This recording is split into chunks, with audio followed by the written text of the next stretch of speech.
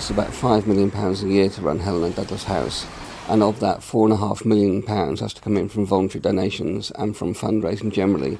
I hadn't actually heard of Helen and Douglas until a couple of years ago when the Whitney shop opened, and when I was offered the job and I went to the hospice, I just couldn't believe it. It's a wonderful place. I joined about 5 years ago. Helen and Douglas at the time had no charity shops. We had a blank canvas, and that meant that we could really get an exciting project off the ground. And 5 years on, we've just opened our 30th shop. This year we'll bring in about £500,000 pure profit for the charity. I want to know when I go home at the end of the day that I'm doing something for somebody other than myself. From last year to this year, we've doubled the income that's coming in. It's all about living, not dying, and people have so much fun there, and we wanted to design this charity shop to reflect that whole ethos of the hospice. We wanted this to be light and bright, so people can see actually a children's hospice is a fun place to be, not a sad place to be. All this stuff comes from donations, house clearances. They'll ring up and say, can we bring this in? Yes, bring it in. People just walk in with bags of donations.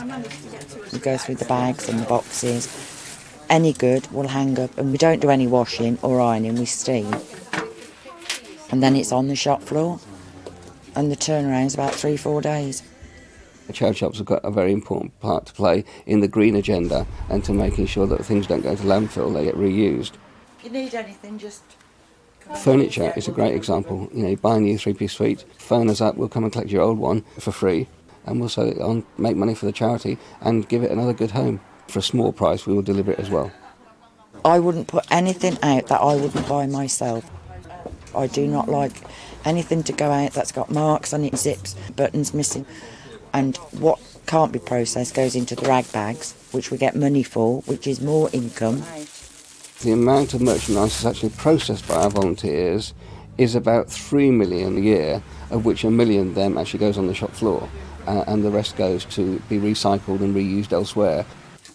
For every shop manager, we need at least 10 or 15 volunteers to support her, and we wouldn't survive without volunteers and stock donations and customers. My job is special because of the people that I work with and the cause that I work for. The staff, the volunteers, both in the shops and in the hospice, are absolutely passionate about what they do. They all go the extra mile to deliver a real quality product, whether that quality product be a medical product or be in the charity shops.